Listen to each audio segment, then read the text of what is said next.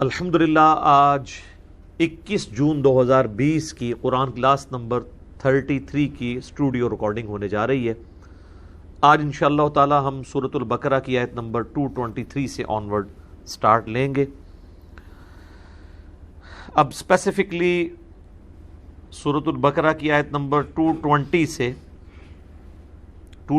سے آئلی زندگی سے متعلق جو چیزیں ہیں اور خصوصاً ان میں عورتوں سے ریلیٹڈ فقہی احکام و مسائل پلس طلاق کا جو مسئلہ ہے اس کو بڑی تفصیل کے ساتھ اگلی کئی ایک آیات کے اندر کور کیا گیا ہے۔ ظاہر ہے کہ معاشرے کی جو بنیاد ہے وہ خاندانی سسٹم کے اوپر ہے، اسی لیے اللہ تعالیٰ نے جو طلاق کے مسائل ہیں یا عورت اور مرد میں اگر نکاح کے بعد شادی کے بعد اختلاف ہو جائے تو ان معاملات کو کس طریقے سے ٹیکل کرنا ہے، ان سارے معاملات کو احادیث اور سنت کے اوپر نہیں چھوڑا بلکہ قرآن میں بڑی ڈیٹیل کے ساتھ ایڈریس کیا ہے۔ اور یہ اس اعتبار سے ایک شادی شدہ خاندان کے لیے، میاں بیوی کے لیے اہم ترین آیات ہیں ان مسائل کو سیکھنے کے اعتبار سے۔ جستہ جستہ جہاں ان سے ریلیٹڈ احادیث آئیں گی انشاءاللہ میں وہ بھی بیان کرتا چلا جاؤں گا، کیونکہ یہ طلاق کا مسئلہ بہت سینسٹیو ہے، اور اس کے بعد بچوں کا جو نان و نفقہ کا ایشو ہے، یا طلاق کے بعد اگر رجوع کا طریقہ ہے تو کیا ہے، حلالے سے متعلق یہ سارے کے سارے احکامات انشاءاللہ اس میں کور ہو جائیں گے۔ اعوذ باللہ من الشیطان الرجیم، بسم اللہ الرحمن الرحیم۔ نساؤکم حرث لکم، تمہاری بیویاں تمہاری کھیتیاں ہیں۔ کیا خوبصورت انداز ہے، پردے کے اندر گفتگو کر کے ایک سینسٹیو ٹاپک کو بڑے احسن طریقے سے ایڈریس کیا جا رہا ہے۔ فَأْتُوا حَرْثَكُمْ أَنَّا شِئْتُمْ، تو اپنی کھیتیوں میں آؤ جس طرح سے بھی تم چاہو۔ اس کانٹیکسٹ میں بخاری و مسلم میں حدیث ہے کہ یہودیوں کے ہاں یہ ایک متھ پائی جاتی تھی کہ اگر کوئی شخص اپنی وائف کے ساتھ ازدواجی تعلق اس اعتبار سے قائم کرے کہ وہ اس کی وائف جو ہے وہ اب ظاہر ہے کہ میں کنٹرول الفاظ میں ہی گفتگو کروں گا، میں نے سیکس کے ریلیٹڈ مسئلہ نمبر 155 ڈیٹیل کے ساتھ ریکارڈ کروا دیا ہے، بار بار ان ٹاپکس کو اس طریقے سے ایڈریس کرنے کی ضرورت نہیں ہے کہ وہ میاں بیوی کا تعلق تو اسی طریقے سے قائم ہو جو اللہ تعالیٰ نے اجازت دی ہے جس جگہ سے تعلق قائم کرنا ہے، لیکن اس کے لیے اگر وہ خاوند جو ہے وہ اپنی بیوی کے ساتھ تعلق پیچھے کی طرف سے قائم کرے، لیکن تعلق اسی جگہ پر قائم کرے جہاں پر قائم کرنے کا اللہ نے حکم دیا ہے، کیونکہ کھیتی جب بات کی گئی ہے تو بیج بونے کی جگہ وہیں پر ہے کہ وہاں پر اگر بیج بویا جائے گا تو اولاد پیدا ہوگی۔ تو یہودیوں کے ہاں یہ تھا کہ اگر سامنے سے تعلق قائم کیا جائے تو اولاد ٹھیک پیدا ہوتی ہے، اور اگر دوسری طرف سے تعلق قائم کیا جائے لیکن کیا سامنے والی ہی جگہ پر کیا جائے تو اولاد جو ہے وہ بھینگی پیدا ہوتی ہے۔ تو اس مت کو توڑا گیا کہ ایسی کوئی بات نہیں ہے، تمہاری بیویاں تمہاری کھیتیاں ہیں، تو کھیتی میں جو بونے کی جگہ ہے وہاں پر چاہے آگے سے آؤ چاہے پیچھے سے۔ اس سے مراد یہ نہیں ہے کہ وہ غیر فطری تعلق قائم کیا جائے، جو مرد کا مرد کے ساتھ تعلق قائم کرنے کو عموماً ہم قوم لوط کا عمل کہتے ہیں یا عمل لواطت بھی کہہ دیتے ہیں بعض لوگ، تو وہ نہ بیوی کے ساتھ جائز ہے نہ کسی اور کے ساتھ۔ وہ تو جامع ترمذی میں حدیث ہے کہ ایسے مرد کے اوپر لعنت ہے جو اپنی بیوی کے ساتھ بھی ایسا تعلق قائم کرے، اور مرد کے ساتھ کرے اس پہ بھی اللہ کی لعنت ہے، باقاعدہ اس کی سزائیں شریعت کے اندر آئی ہیں۔ اس پہ میں الگ سے ایک ریکارڈنگ کروا چکا ہوں، بچوں کے ساتھ زیادتی والا ایشو، اس کے اوپر آپ دیکھ لیں، میں نے ڈیٹیل سے احادیث بیان کی تھی، آج میں اس تفصیل میں نہیں جاؤں گا چونکہ آلریڈی اس طرح کے سینسٹیو ٹاپکس میں کور کر چکا ہوں، لہٰذا بار بار ان ٹاپکس کو انڈر ڈسکشن لایا جائے تو پھر ذرا معاملہ ڈیفرنٹ ہو جاتا ہے۔ اسی طریقے سے جامع ترمذی میں حدیث ہے کہ جو اپنی بیوی کے ساتھ قوم لوط والا عمل کرتا ہے تو وہ نبی علیہ السلام کی شریعت کا ہی انکار کرتا ہے، نعوذ باللہ۔ اس قسم کی کئی ایک وعیدیں ہیں، کئی احادیث میں موجود ہیں۔ اب جو میاں بیوی کا جو تعلق ہے اس کے بعد اس کا مقصد بیان کیا جا رہا ہے، وہ کیا ہے؟ وَقَدِّمُوا لِأَنفُسِكُمْ، اور اپنے بھلائی کے لیے جو معاملات ہیں ان کو آگے بھیجو. یعنی میاں بیوی کے تعلق قائم ہونے سے اللہ تعالیٰ اولاد دے گا، اور مقصد نکاح کا اولاد کا حصول ہے، اور یہ اللہ تعالیٰ کے حضور تمہارے لیے ظاہر ہے کہ ایک صدقہ جاریہ ہے اگر اولاد نیک کام کرے گی تو. اس لیے تو ہمیں دعا سکھائی گئی ہے نا، ربنا ہب لنا من ازواجنا وذریاتنا قرۃ اعین وجعلنا للمتقین اماما، سورۃ الفرقان کے اندر. اے اللہ ہماری بیویوں اور ہماری اولاد کے اندر ہماری آنکھوں کی ٹھنڈک بنا اور ہمیں پرہیزگار لوگوں کا امام بنا. یعنی ہماری آنے والی نسلیں بھی دین پر چلیں، ہم ان کے آباء و اجداد کہلائیں، کیونکہ وہ صدقہ جاریہ ہے. صحیح مسلم میں حدیث ہے کہ مردے کو 3 عمل کا ثواب ملتا ہے میت کو. نمبر 1 صدقہ جاریہ، جو اس نے اپنی زندگی میں ایسا کام کیا کہ اس کے بعد بھی وہ چل رہا ہے. کسی نے کنواں کھدوا دیا تھا، اس کے مرنے کے بعد بھی لوگ اس سے پانی پی رہے ہیں، اسے ثواب ملے گا. تو یہ لاجیکل ہے. نمبر 2 علم کی بات، کسی نے کسی کو علم دین سکھایا تھا اور مرنے کے بعد وہ اس علم پر عمل کرتا ہے یا لوگوں کو سکھاتا ہے، یا اپنی زندگی میں کوئی ایسی کنٹریبیوشن اس نے دے دی تھی، جیسے کہ امام بخاری امام مسلم نے کتابیں لکھ کے ہمارے حوالے کی ہیں. اب ان کو فوت ہوئے آلموسٹ 1200 سال ہو چکے ہیں، لیکن ان کے نامہ اعمال میں اس نیکی کا ثواب مل رہا ہے. اسی طریقے سے ہماری ویڈیوز ریکارڈ ہو رہی ہیں، اس کا تعلق ہماری زندگی یا موت کے ساتھ نہیں ہے. جب تک یہ چیزیں دیکھی جا رہی ہوں گی وہ نامہ اعمال میں آٹومیٹیکلی ثواب آئے گا، کیونکہ یہ ایفرٹ ہے اس بندے کی، خود اپنی ایفرٹ ہے. اور تیسرا فرمایا نیک اولاد جو اس کے لیے دعا کرتی ہے. بلکہ نیک اولاد جو اعمال کرتی ہے اس کا بھی آٹومیٹیکلی ثواب ماں باپ کو ملتا ہے، کیونکہ وہ اس کی انویسٹمنٹ ہوتے ہیں.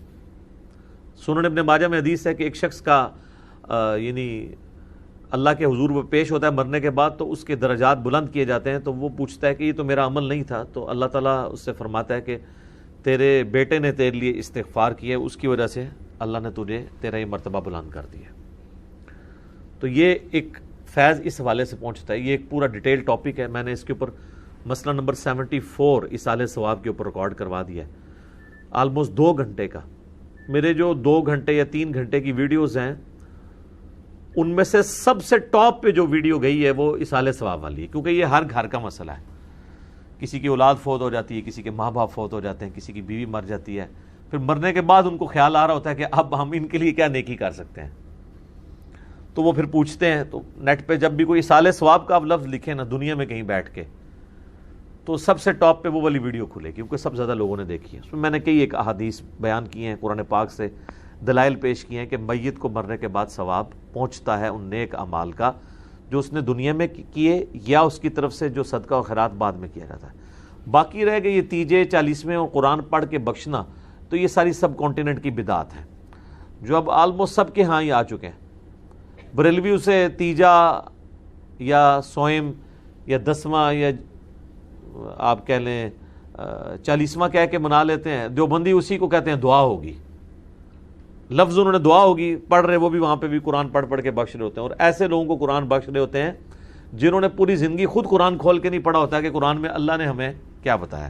اب مجھے بتائیں آپ لوگوں کا کیا پوری امت بیٹھ کے ایک ایسے بندے پہ قرآن پڑھتی ہے جس نے اپنی زندگی کے اندر اللہ کو اتنا بھی سیریس نہیں لیا کہ وہ قرآن کھول کے پڑھے کہ اللہ نے میرے لیے کیا حکم نازل کیا ہے. تو آپ لوگوں کا قرآن پڑھنا یہ دھونس کے ساتھ مرے ہوئے بندے کو بخشوا سکتا ہے؟ Not at all. ویسے اگر اولاد اس کی قرآن پڑھ رہی ہے، وہ خود بھی جو قرآن پڑھ رہی ہے، نمازیں پڑھ رہی ہیں، اس کا ثواب اس کے ماں باپ کو پہنچ رہا ہے، وہ ایک الگ سے چیز ہے. لیکن اللہ کے اوپر کسی کی دھونس نہیں ہے، یہ ذہن میں رکھیے گا.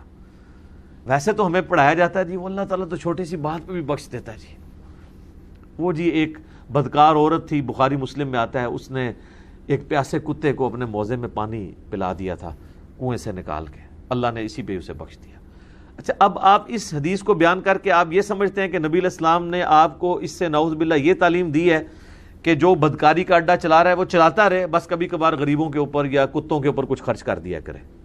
اگر آپ یہ چیز سکھانا چاہ رہے ہیں تو کتنا خطرناک کھیل کھیل رہے ہیں. یہ تو کسی کی جرت بھی نہیں ہوگی، کسی بڑے سے بڑے گنہگار شخص کی بھی جرت نہیں ہوگی کہ وہ رسول اللہ پہ جھوٹ باندھ دے کہ آپ علیہ السلام یہ ترغیب دلا رہے ہیں، کیونکہ پورا قرآن جو ہے وہ اس کے خلاف کھڑا ہے، احادیث اس کے خلاف کھڑی ہیں. لا تقربوا الزنا، زنا کے قریب بھی نہیں جانا، کرنے کی تو بات بڑی دور کی ہے. یہ نبی علیہ السلام نے صرف اس لیے باتیں بیان کی ہیں تاکہ کوئی شخص اللہ تعالیٰ کی طرف سے آنے والی وعیدوں پہ اس قدر جو ہے پیسمسٹک اپروچ نہ اڈاپٹ کر لے کہ وہ بالکل مایوس ہو جائے. جو قرآن میں کہا گیا لا تقنطوا من رحمت اللہ، تو یہ ایک ہی واقعہ ہے نا، یہ تو نہیں ہے کہ ہزاروں واقعات رپورٹ ہوئے ہیں. اچھا، اس کے برعکس بھی واقعات موجود ہیں، وہ کوئی کوٹ نہیں کرتا. وہ بھی بخاری اور مسلم دونوں میں ہے کہ ایک بڑی نیک عورت تھی، اس نے ایک بلی کو قید کر دیا، وہ بھوکی پیاسی مر گئی. تو نبی صلی اللہ علیہ وآلہ وسلم نے فرمایا اگرچہ وہ نیک عورت تھی لیکن ایک بلی کے ساتھ یہ ظلم کرنے کی وجہ سے وہ جہنم میں ہے. تو اللہ تعالیٰ اگر کسی شخص کو چھوٹی سی نیکی پر بخش سکتا ہے تو چھوٹے سے گناہ پر اسے پکڑ بھی سکتا ہے. لیکن یہ بات، یہ راگ نہیں لاپا جاتا کہ بھئی چھوٹے سے چھوٹے گناہ سے بھی بچو، پکڑ ہو سکتی ہے. دوسری طرف اگر آپ یہ بیان کر دیں تو الٹا رزلٹ نکالتے ہیں. وہ کہتے ہیں اس لیے تو ہم نیکیاں کرتے نہیں ہیں، اللہ کا کیا پتا ہے وہ چھوٹی سی بات کے اوپر پھر پکڑ لے تو کرنے کی ضرورت ہی نہیں ہے. اس معاملے میں دوسری طرف چل پڑتے ہیں. تو اس کا علاج پنجابی میں ہے کہ دل بے ایمان تے حجتاں ٹیر. اگر دل میں بے ایمانی اتری ہوئی ہے تو حجت بازی، جعلی دلیلیں، لیم ایکسکیوزز آپ کے پاس بہت ہیں. اور اگر آپ واقعی یہ یقین رکھتے ہیں کہ مر کے اللہ کو منہ دکھانا ہے، پھر تو چھوٹے چھوٹے معاملات بھی آپ کے لیے سیریس ہوں گے. واتقوا اللہ، اور ڈر جاؤ اللہ سے، واعلموا، اور جان لو، انکم ملاقوہ، کہ بے شک تم نے مرنے کے بعد اس سے ملاقات کرنی ہے. وبشر المؤمنین، اور خوشخبری اے نبی علیہ السلام دے دیجئے اہل ایمان کو. مرنے کے بعد ملاقات ہونی ہے، اور خوشخبری کس کے لیے ہے؟ اہل ایمان کے لیے. بے ایمانوں کے لیے خوشخبری نہیں ہے، ان کے لیے عذاب ہے. تو یہ ہے اصل تلوار جو لٹک رہی ہے کہ تمہیں اپنے رب سے ملنا ہے. اگر رب سے نہ ملنا ہو، accountability of the day of judgment, قیامت کے دن کی جواب دہی نہ ہو، پھر آپ اپنی مرضی کی زندگی گزاریں. دیکھیں، اگر ہمیں موت نہ آئے، ہمیں تکلیف نہ آئے، یہ دو چیزیں نہ ہوں، تو اللہ آپ کی ضرورت ہی نہیں رہتا. اللہ ہماری ضرورت کیوں ہے؟ ہمیں تکلیف آتی ہے جو ہم دور نہیں کر سکتے، اللہ کی طرف رجوع لاتے ہیں. اور ہم نے مر جانا ہے. مرنے کا مطلب یہ ہے کہ جس نے مارا ہے اس نے زندہ کر کے پوچھنا ہے. اگر مجھے موت ہی نہ آئے، میں کسی کو جواب دے ہی نہ ہوں. آج ذرا آپ یہ انالیسس کروا لیں، اللہ کی طرف سے اگر یہ آفر دی جاتی نا کہ بھئی جو نیک اعمال کرے گا اسے جنت ملے گی اور جو برے اعمال کرے گا اسے جہنم نہیں ملے گی، صرف یہ ہے کہ جنت سے محروم کر دیا جائے گا، تو میں دیکھتا ہوں جناب کتنے لوگ نماز پڑھتے ہیں. یہ اسی طریقے سے جس طرح ہمارے ٹی وی پہ آ کے کہ یہ ایک اینکرز، کہ یہ ایک پولیٹیشنز، اداروں کے لوگ بڑے فخر سے کہہ رہے ہوتے ہیں ہم تو ملک و قوم کی خدمت کر رہے ہیں. ایک دن ان کو کہنا آپ کہ بھائی آندہ سے آپ سے خدمت ہی لیں گے، تنخواہ بند، پلاٹ ملنے بند، تو یہ ساری محب الوطنی جو ہے نا وہ وومٹنگ ہو کے باہر آ جائے گی. کیوں؟ یہ صرف لبادہ اڑا ہوا ہے. چھوٹے چھوٹے پرکس ان سے لے لیے جائیں نا تو یہ کہتے ہیں میں استعفیٰ دے دوں گا. ہم نے تو ان اداروں میں سارا آبزرو کیا نا، پرانی گاڑی دے دی ہے تو میں چھوڑ کے جا رہا ہوں. یہ حالت ہوتی ہے. اور ویسے آپ تقریریں کرائیں تو حب الوطنی کے لیکچر سن لیں، کچھ بھی نہیں. ادھر بھی جو لوگ کہہ رہے ہیں نا، جو نماز نہیں پڑھ رہا ہوتا نا وہ بھی کہہ رہا ہوتا ہے اور جی اسی اللہ دی نماز پڑھنی ہے، کوئی مولویاں دی پڑھنی ہے. وہ بھی بڑے فخر سے بتا رہا ہوتا ہے کہ بھئی میں تو اللہ کی نماز پڑھتا ہوں. ٹھیک ہے، اللہ نے ساڑی نمازاں نہیں چاہیے دیا، اللہ دی اتنی وڈی ہستی ہے، بخش دے گا. یہ سارے جو جاہل ہیں وہ اس قسم کے ایکسکیوزز پیش کر رہے ہوتے ہیں کیونکہ انہیں اللہ کا تعارف نہیں ہوتا. اس کا تو مطلب ہے کہ اللہ نے کتابیں ویسے ہی بھیج دی، پیغمبر ویسے ہی بھیج دیے، کچھ بھی نہیں ہونا تھا. تو آج اگر اللہ کی طرف سے یہ اناؤنسمنٹ ہوتی نا قرآن میں کہ جو نیک اعمال کرے اسے جنت، جو نہ کرے اسے جہنم میں نہیں ڈالا جائے گا، صرف جنت سے محروم کیا جائے گا، سارے کہتے ہیں جناب کوئی ضرورت ہی نہیں کرنے دی، اسی لائف کو انجوائے کرو. یہ جو تلوار لٹکی ہوئی ہے نا ملاقات کی، یہ ہے اصل تلوار جس کی وجہ سے انسان جو ہے وہ پھر آمادہ ہو جاتا ہے اللہ کی طرف. تو اس میں یہ چیز امپلائیڈ ہے کہ پھر یہ جو جنت کی لالچ ہے اور جہنم کا خوف، یہ ہمارے ایمان کا حصہ ہے. سورہ سجدہ میں ہے کہ اللہ کے بندے جو ہیں اس خوف اور طمع لالچ کی وجہ سے اس کو پکارتے ہیں. یہ کوئی عیب نہیں ہے، کیونکہ جنت کی لالچ کس نے دی ہے؟ شیطان نہیں، اللہ نے. تو جو لالچ اللہ دے رہا ہے اس لالچ کی طرف جانا اور اس کو فخریہ بیان کر رہا ہے کہ میری رحمت کا مقام ہے، اس جنت کی توہین کرنے والا تو کافر ہے. ہاں صوفیاء لا کہتے رہے جی ہم جنت کو آگ لگا دیں گے اور دوزخ کو جو ہے وہ ٹھنڈا کر دیں گے تاکہ لوگ اللہ کے لیے عبادت کریں. یہ نان سینس بات ہے. یہ جو لوگ کہتے ہیں نا ان کو ذرا ایک دن کے لیے نہیں ہے، 1 منٹ کے لیے جو ہے نا ان کو موم بتی پہ ذرا ہاتھ رکھوائیں، ساری بزرگی باہر آ جائے گی نا جی. ٹھیک ہے نا. تو وہ جناب وہ کہتے ہیں جی باعزید بستامی فرماتے تھے کہ قیامت والے دن میں اللہ کو یہ آفر دوں گا کہ مجھے اکیلے کو دوزخ میں ڈال دے اور پوری انسانیت اگر بخشی جائے تو میں دوزخ میں جلنے کے لیے تیار ہوں. آپ ذرا اندازہ کریں، ان لوگوں کو پتہ ہی نہیں کہ دوزخ چیز کیا ہے. یہ بات تو کبھی کسی پیغمبر نے نہیں کی ہے، وہ بھی ڈرتے رہتے ہیں. اللہ کہتا ہے کہ جو جہنم پہ ایمان لانے والے لوگ ہیں وہ تو ہر وقت ڈرتے رہتے ہیں، اور جو ایمان نہیں لانے والے ہیں وہ کہتے ہیں کب آئے گی کب آئے گی. سورہ شورا کے اندر. تو بیسیکلی ان لوگوں کو پتہ ہی نہیں تھا، اسی لیے اس قسم کی باتیں کرتے رہے.